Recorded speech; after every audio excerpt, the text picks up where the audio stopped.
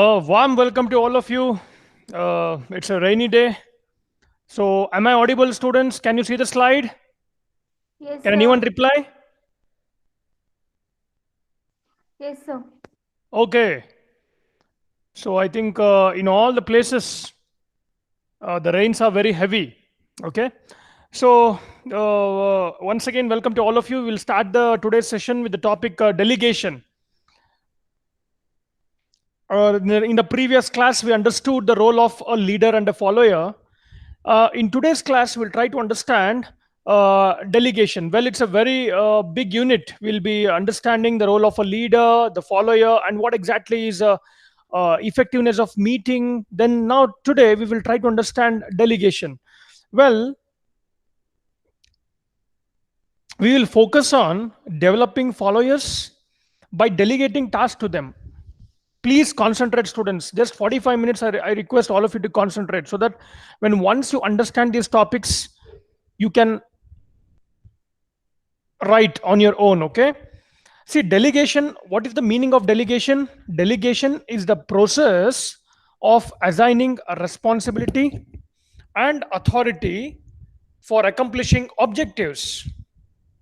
That means telling employees to perform the task that are a part of their job design, which is issuing orders, not delegating.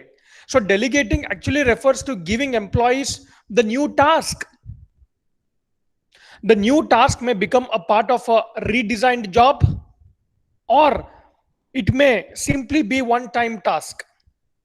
And students, please understand the true art of delegation lies in the manager's ability to know what cannot be delegated and what should be delegated.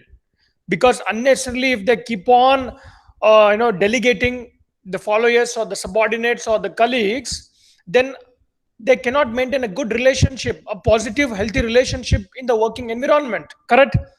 So, some management experts believe that if there were a top 10 list of managerial mistakes, failure to delegate would be one of them. The leader cannot delegate to the subordinates, but what he can do is it is the process of assigning the responsibility and authority for accomplishing objectives. So, effective delegation requires that a leader should carefully consider several factors related to the task, time requirement, and follower characteristics before delegating. That is very important. So, a leader should delegate work when there is not enough time to attend to priority task. So, when followers desire more challenges and opportunities, and when the task match follower skill levels and experiences. Also, a leader must find a proper person or an employee or a subordinate or a follower for the job and provide careful instructions. And please understand, dear students, effective delegation allows people to prosper in their own uniqueness. So we'll try to understand, after understanding delegation, the clear meaning of delegation. Once again, I'll repeat, student, delegation is the process of assigning responsibility and authority for accomplishing objectives. Okay. Next, what are the benefits of delegation? See, that's what I told you, right? The true art of delegation lies in the manager's ability to know what cannot be delegated and what should be delegated. So we'll try to understand the benefits of delegation. See, when managers delegate, please understand, I'm giving a lot of example here. When managers delegate, they have more time to perform high priority tasks. So delegation gets task accomplished and increases what? And increases the productivity of the work or productivity of the organization or productivity of the process. It enables leaders to mobilize resources and secure better results, correct, effective results, fast results than they could be gotten alone. So delegation trains employee and improves their self-esteem, as well as easing the stress and burden on the managers. So by delegating the responsibilities, leaders can focus on doing a few tasks, well, instead of many tasks, less effectively. Correct? So consequently, they can improve their management and leadership potential while training others to succeed them. So that is one good quality of a leader. They improve their management and leadership potential while training others to succeed them. So it is a means of developing followers by enriching their jobs. And if you ask me, sir, what about from the organization's perspective? From the organization's perspective, delegating can result in increased performance and work outcomes. So it can also lead to more communication between the leaders and the followers, thus encouraging followers to voice their opinions on how to improve the work environment. So the manager, the way how he delegates to his subordinates, so he can increase the productivity of the organization, he can increase the fastness in the given task, and he can have a better rapport with all the employees under to whom he is assigned. So that is how delegation can be done. So, and one more important benefit what we can understand here is by delegating the responsibilities, leaders can focus on doing few tasks. Well, instead of many tasks, correct? So they can, instead of that, what leader can do, so they can improve their management and leadership potential while training others to succeed them. Okay, so these are some of the benefits of delegation. Then we'll try to understand some of the obstacles to delegation. Like managers, they become used to doing things themselves. So managers fear that employees might fail to accomplish the given task. See, many of you might be having this particular attitude, like whatever job has been assigned, so you want everything to be done on your own, but it doesn't happen in the organization, right?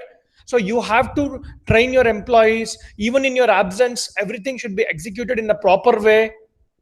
So what do you have to do? You have to find backups for your job. So even 1 or 2 days if you're not there, so the job should be it should be executed in a smoother way. So you can delegate responsibility and authority, but not your accountability. That's very important. So managers believe they can perform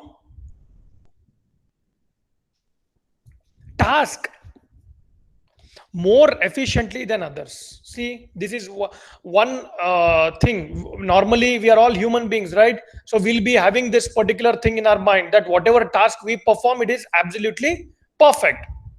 The same thing with the managers. So some managers don't realize that delegation is an important part of their job. Everything they want, they only jump into the shoes of the employees. So what happens there?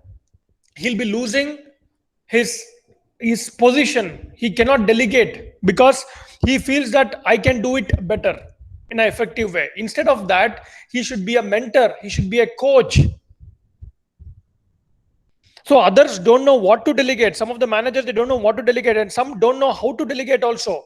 So effective delegation greatly improves a leader's time management, students, without which efficiency and effectiveness suffer. So if you let these or other reasons keep you from delegating, you could end up a classic example is Dr. Rudenstein, the former president of Harvard University, who became ill due to the job stress by trying to do too much by himself. Correct? See, we are all human beings, right? So everything we cannot perform. So what you have to do, you have to divide the given task and give it to your subordinates, or share it among your colleagues. Otherwise, what happens? The classic example is Dr. Rudenstein, former president of Harvard University, was so much stressed that he wanted to do everything on his own, and he got ill due to the job stress. Right? So these are some of the obstacles when it comes to delegation. And delegation decisions. See, successful delegation is often based on selecting what task to delegate and who to delegate it to. That is an art, actually, what we call. Okay? When we speak about delegation, it's an art. Getting things done from your people is an art. You should speak to them very politely. Otherwise, nowadays, nobody will listen. Why they listen to you? Tell me. Right. So, though your organization is paying salary, but why do they listen to you? So, you should speak to them very politely. So, successful delegation is often based on selecting what task to delegate and who to delegate it to. So, what to delegate, we'll try to understand. Some of the possibilities include, paperwork. That means have others prepare reports, memos, letters, and so on. But before delegating, you have to train all your subordinates, right? You should train them, involve them initially, coach them, be a mentor for them, train them properly. Then routine tasks are concerned, delegate checking inventory, scheduling, ordering, and so on. Plenty of other things that they'll come and report to you. Instead of you checking all this, you need to assign all these routine tasks to your subordinates. So they will come and report to you. Instead of other in that particular time, you can do some effective things as a leader. Then technical matters are concerned. Have top employees deal with the technical questions and problems, right? So task with the developmental potential, like give employees the opportunity to learn new things. Otherwise, see, many of the employees will quit the organization and join the other organization. The only reason is there is nothing new to learn. There is nothing creative environment in the organization. There is nothing which I can grow in my career, or my career growth is there in the organization, due to which the employees might change the organization, right? So, employees' problems. See, train employees to solve their own problems. Don't solve problems for them unless their capability is low. That means there might be a lot of small issues in the organization, ego problems in the organization. So we have to train our people. We have to train our employees who are working in the organization to solve all these issues. Try to solve on their own instead of bringing each and every problem to the leader or to the manager.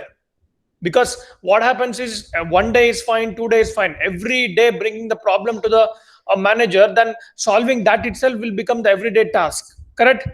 So we have to train all our people who are who are reporting to us, that how to solve the problem on their own with the minimal effort, right?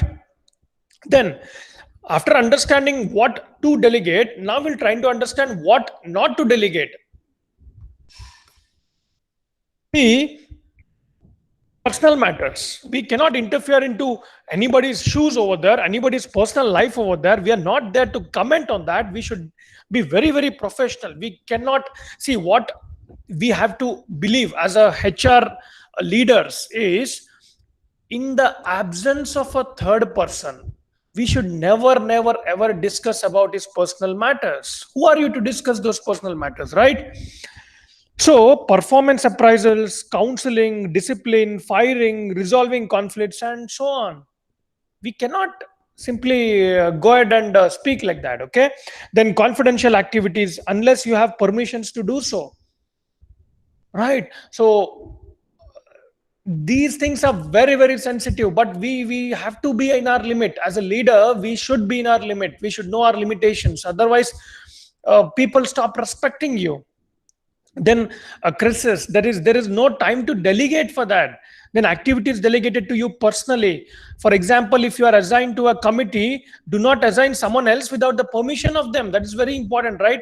See, for example, if I give a task to you, you cannot assign the same task to your friend or your junior, telling that get it done for me. Or in the same organization, if your manager assign you to task to complete the particular project within 8 p.m. on this particular day, you cannot delegate that to someone else and you can go home or enjoy, because since it was given to you, you have to perform it, okay? So these are the things you are not supposed to delegate in the organization. And very important, the last part is concerned, that is, before going to the delegation model, let me explain determining to whom to delegate. That's also very interesting and very challenging, because today's scenario is concerned, every person, every individual will be having his own attitude, his own ego.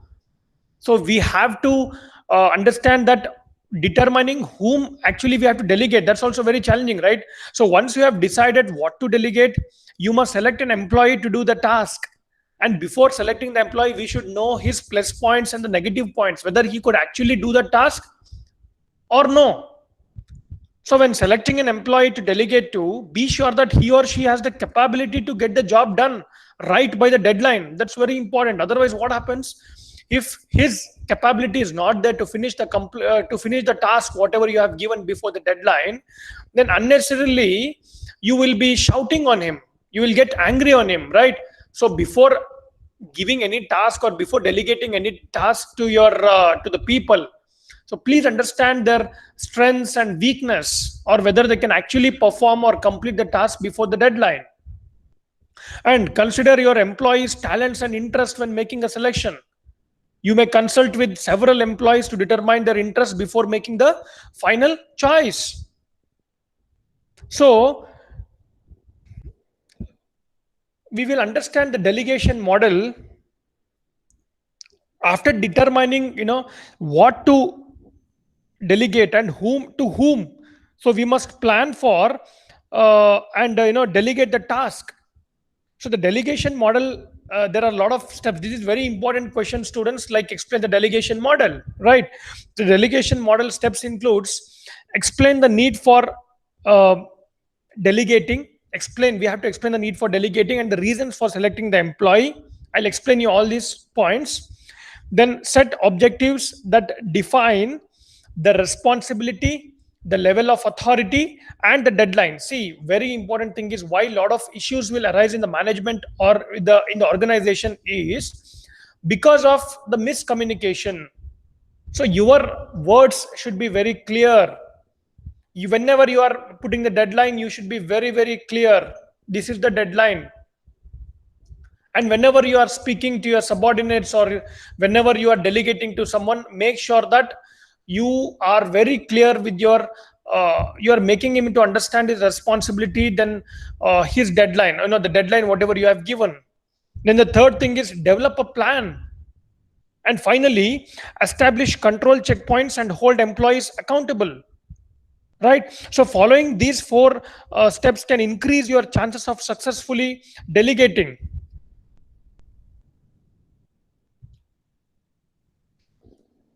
So we have to first see, let me take this first step here, students, and explain the need for delegating and the reasons for selecting the employee.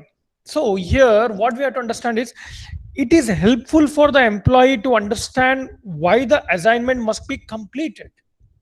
In other words, how will the department or the organization benefit? So informing the employees helps them realize the importance of the task. Correct? So telling the employee why he or she was selected should make him or her feel valued. So don't use its losing job, but someone has to do it approach. So be always positive. Make employees aware of how they will benefit from the assignment. Right? So if step one is completed successfully, the employee should be motivated or at least willing to do the assignment. Then after that, the second step here, the delegation model is concerned, that is set objectives that define responsibility, level of authority, and the deadline. So what do you understand by this? See, the objectives should clearly state the end result the employee is responsible for achieving by a specific deadline, right? So you as a manager or the leader should also define the level of authority the employee has. Like, for example, if I tell you, make a list of all the supplies on hand and present it to me each Friday at 2, inform authority. Correct? So fill out a supply purchase order and present it to me each Friday at 2. That is recommend authority. Then fill out and sign a purchase order for supplies. Send it to the purchasing department with a copy put in my basket each Friday by 2 p.m. That is report authority. You're understanding, right?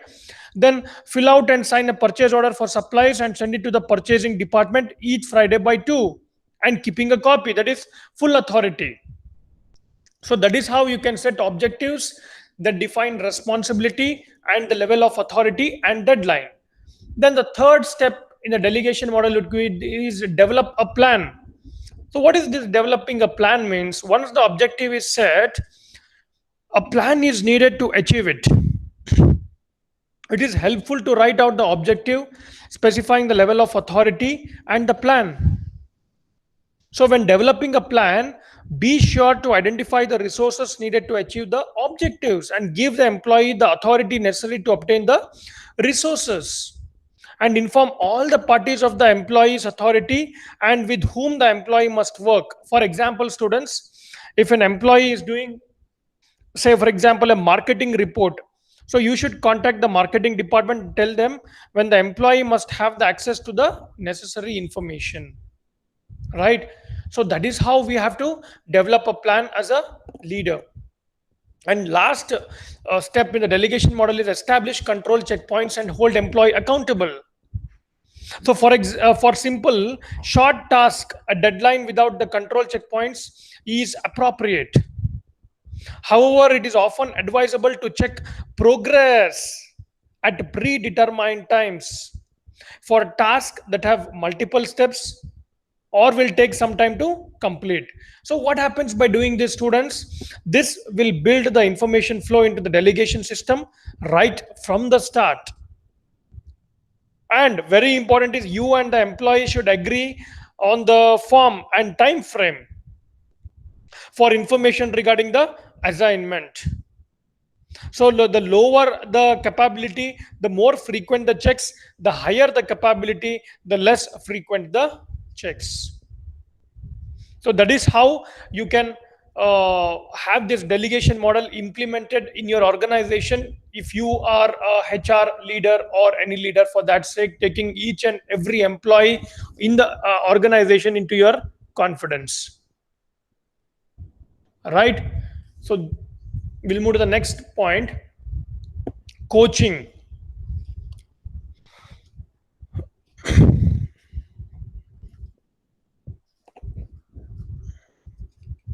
See, what is coaching and what is delegation? We'll try to understand now. So, coaching means, as you can see the slide over there, coaching is the process of giving motivational feedback to maintain and improve the performance. 1 minute, students.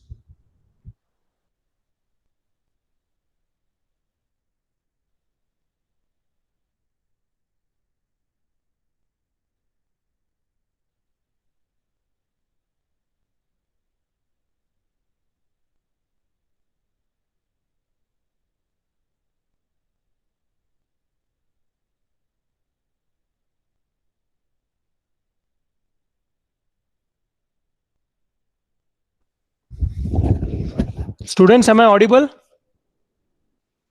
Yes, sir. Okay.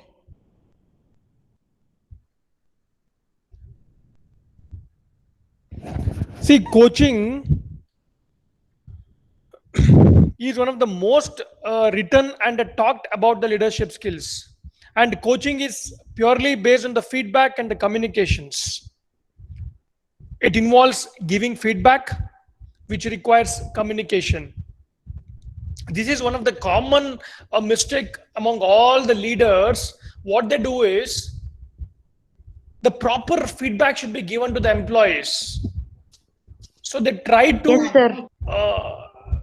think that if I tell this, what he or she might think. But no, if the employee should not repeat the same Yes, sir. mistake, you should give a proper feedback of the task what he has performed. So it involves giving feedback, which requires communication. So coaching generally means is the process of giving motivational feedback to maintain and improve the performance. And very important, what you have to understand, students, coaching is designed to maximize the employee's strength and minimize the weakness. That's what I told you, right? See, whenever a task is performed, as a leader, we have to call the employees and tell him that what he has, the feedback. What I mean to say is share the feedback with the employees. So coaching helps leaders concentrate on goals, develop resiliency, and build interpersonal savvy. And one of its goals is to make life better for employees and the organization. So managers from the management paradigm didn't see coaching in the job description. However, leaders from the leadership paradigm view developing effective followers as a key part of the leadership job. So what I mean to say is developing your coaching skills is an important part of your leadership development. So whether you are a manager, students or not, you can be a leader and a coach others, including your manager.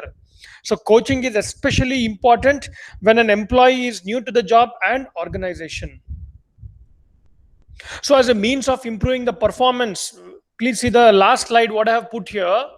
As a means of improving the performance, organizations are training their managers to be coaches, and this trend is expected to continue because coaching boosts the performance.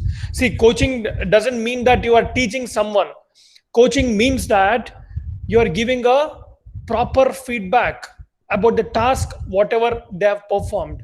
And when you give a genuine feedback, there is a less chance of he or she doing the mistake again in the next part, and he will be improving the performance. And if he improves the performance, probably there'll be a lot of scope in the organization for him to grow, right? So coaching is designed to maximize the employee's strengths and minimize the weaknesses. But before coaching as a leader, there are few guidelines what we have to follow, and how to actually give coaching feedback is also very important. See, when the students, or when you hear the word coaching, what you thought, they often think of some sports, right? Athletes. But managers should also be looking for steady performance and continual improvement. And remember this, students, athlete coaching skills are being used successfully in the business world today, right?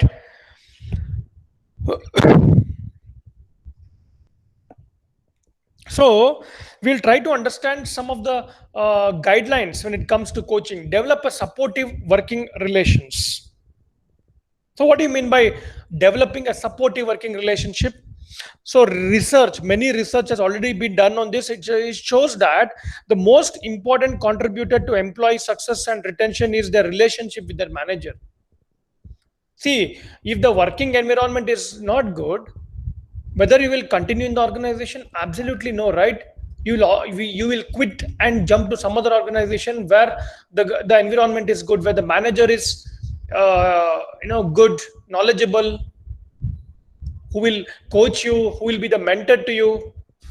And the relationship will be based on the personality styles, and the manager and employee do not have to be friends and socialize together. So people who are very different and don't really like each other personally can still have a good working relationship, right? So your relationship with followers needs to convey your concern for them as an individual and your commitment to coach them to success. Then the second thing here, give praise and recognition. That's very important. Give praise and recognition means what?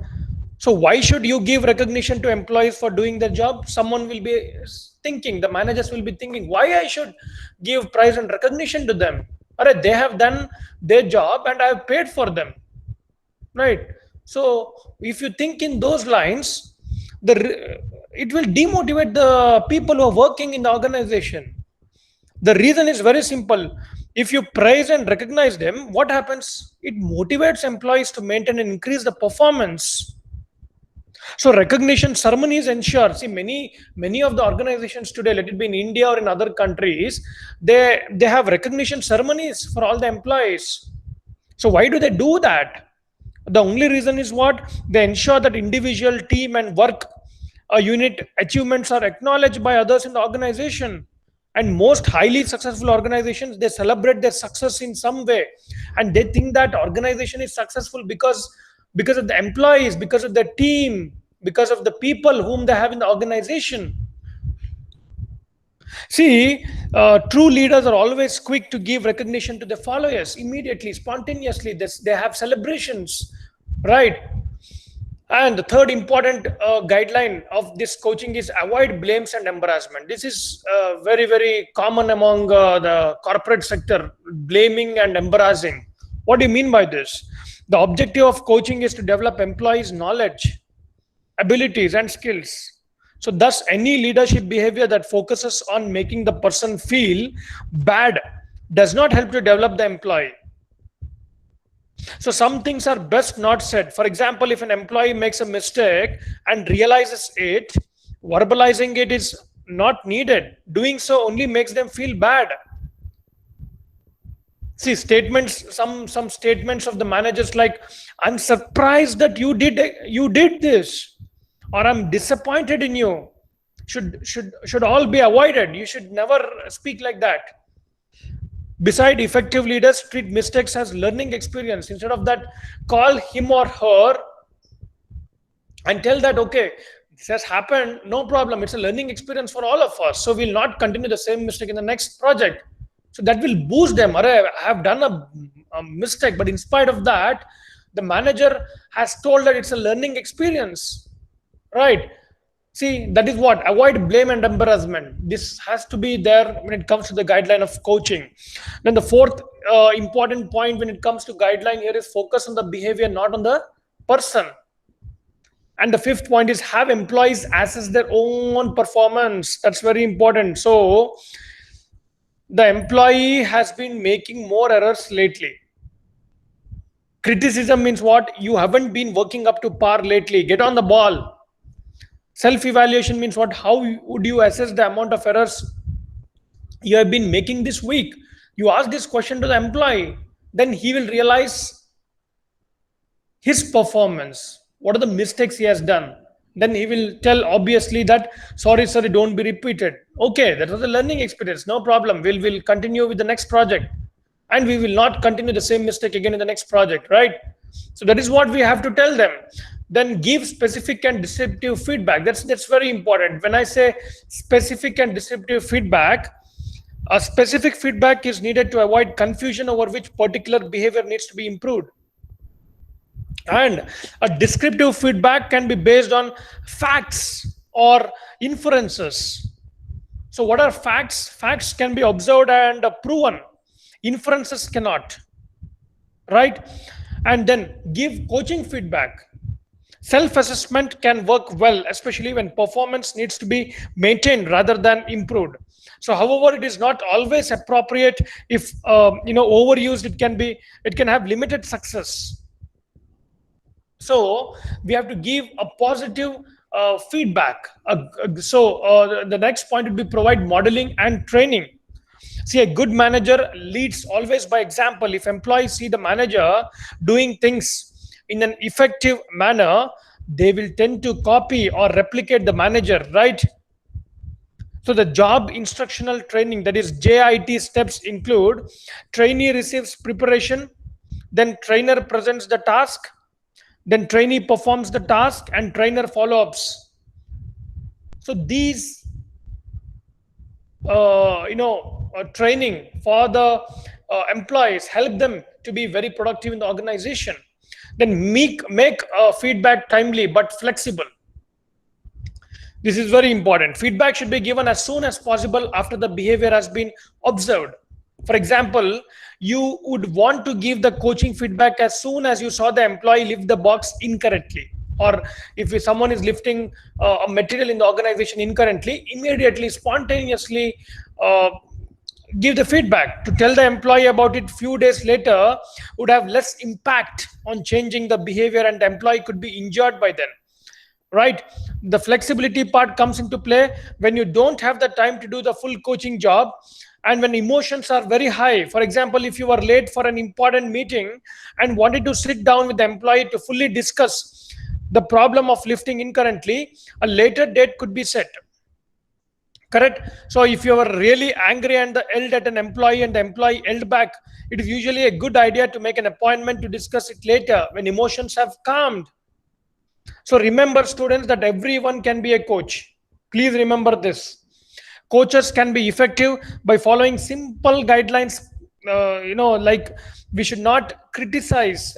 Don't criticize. Start coaching.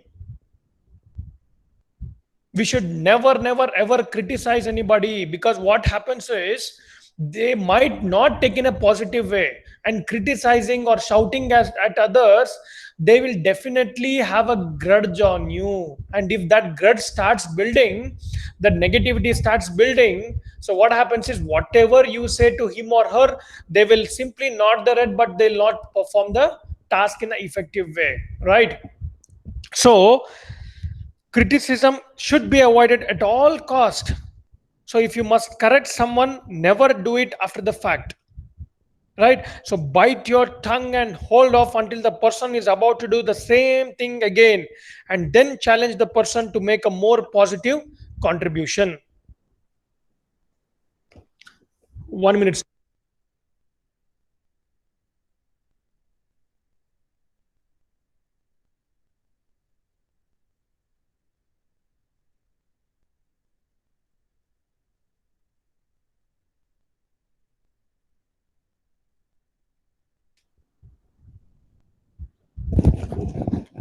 Students, are you understanding? Students? Yes, sir. Okay. So now the concepts what we discussed was coaching and delegation. Okay, both are very sensitive topics, but if you, when you join the organization, when you start working in the organization, you will understand the importance of all these concepts what we have discussed today. Then after understanding this, we will try to understand the model that's called as coaching model. This is also very important from the examination point of view too, right? So what exactly is this model? Step 1, as you can see over there, describe current performance. So what is current performance? In detail, using the specific examples, we have to describe the current behavior that needs to be changed. For example, for an ability or motivation problem, for an ability, you can say something like, there is a way to lift boxes that will decrease your chances of getting injured. See, please see the cursor over there. When the question is been asked, you should remember these 4 steps so that you can elaborate with an example. Describe the current performance, then describe desired performance. What exactly is expected from an employee, right? See, tell the employee exactly what the desired performance is. So if ability is the reason for poor performance, modeling and training the employee with the JIT are very appropriate. So if the employee knows the proper way, the reason for poor performance is motivational. For example, ability. If you squat down and pick up the box using your own legs instead of your back, so it is easier, there is less chance of injuring yourself.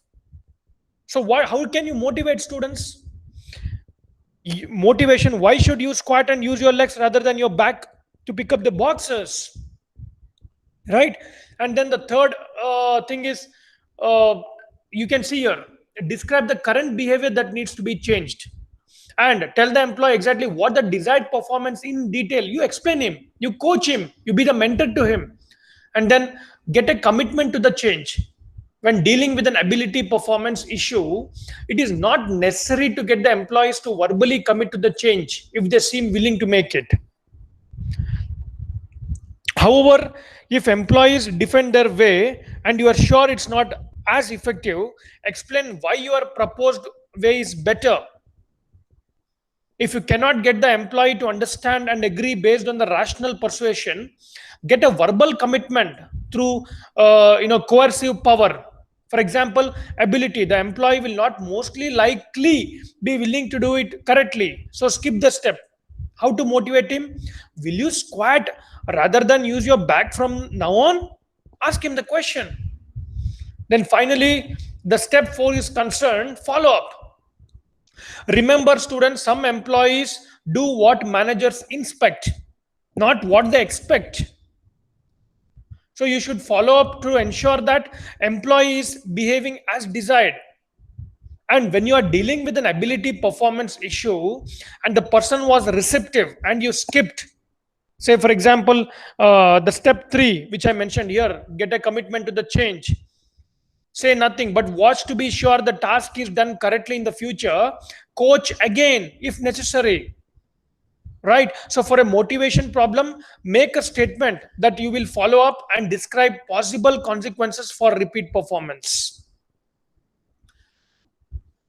So this is how we can have a better effective coaching to all the employees in the organization. So before going to managing conflict, I will stop here so that if I discuss more concepts in a single day, then whatever I tell to you, so you it will be simply flying out of your head. So students, whatever concepts we have discussed, have you understood? Yes, sir. Students, Tanvi, good morning. Yes, sir. Yeah, how is the situation over there? Is it raining? Yes, sir. It's raining. Okay, but no network issues, right? No, sir. There are many network issues. Okay, For but now the rain is gone. Otherwise, it's raining very heavily. okay. In Belgaum also the same situation, ma. The same situation, but I think Goa is, I think heavily raining. Yes, sir. Okay then. Okay, wish you a very happy weekend to all of you. Happy weekend once again. Thank you so much for your patience listening. Okay, Thank take you, care, all sir. of you. Bye bye. Uma, Thank you, sir. Yashaswini, Padmaja, Sushmita, and Sia, and Swapnali Desai. Okay, good. Effective HR leaders are present. Okay, then. Bye bye. Take care.